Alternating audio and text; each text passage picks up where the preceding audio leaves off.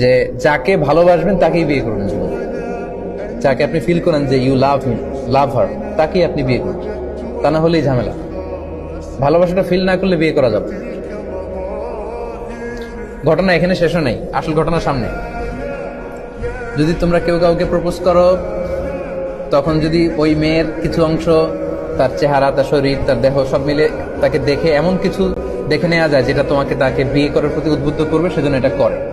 এই হাদিস শুনে জাদা আবু দাউদ উনি অতিরিক্ত বর্ণনা করেন যে কলা জাবের বলল ফা খতাবতু জারিয়াতান, এরপর একটা মেয়েকে আমি প্রপোজ করলাম, ফাকুনতু আতাখাব্বাউ লাহা, এরপর প্রপোজ করার পর থেকে আমি তার জন্য লুকিয়ে লুকিয়ে তার দেখতাম।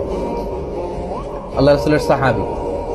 হাত্তা রাআইতু মিনহা, এরপর আমি তার এমন কিছু দেখে নিলাম, মা দাআনি ইলা নিকাহিহা, যেটা তাকে বিয়ে করার জন্য আমাকে পাগল পারা করে দিল। মানে আমার খুব মন চাচ্ছে আমি তাকেই বিয়ে করি। ফাতাযাওয়াজতুহা, অতঃপর আমি তাকেই বিয়ে করব।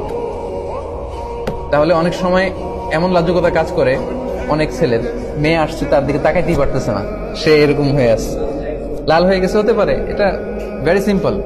তখন আপনি লুকিয়ে তাকে দেখতে পারেন, মানে শালীন ওয়েতে আর কি।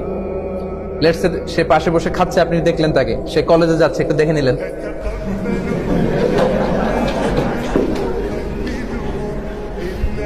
Don't take this otherwise. এখন যদি আমার এতটুকু আলোচনা কেটে কেউ ফেসবুকে দেয়,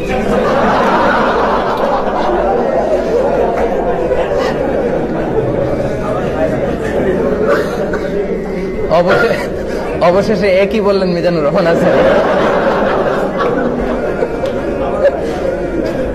কিন্তু আগে আগে যে আমি স্টেপ বাই স্টেপ আমার শ্রোতাদেরকে নিয়ে আমি আগাতে আগাতে এই পর্যায়ে আসছি, এটা কিন্তু মিসিং। সো তাহলে যদিও কথাটা শোনা যাচ্ছে কেমন যে কি কলেজে গেলে কি টিজ করতে যাবো নাকি তাকে, না, টিজিং করার জন্য তো না।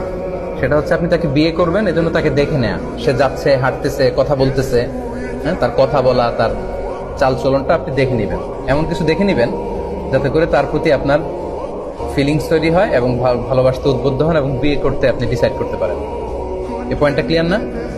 দেখেন, জাবের রাদিয়াল্লাহু তাআলা আনহু আল্লাহ রাসূল সাল্লাল্লাহু আলাইহি ওয়াসাল্লামের কত কাছের সাহাবী।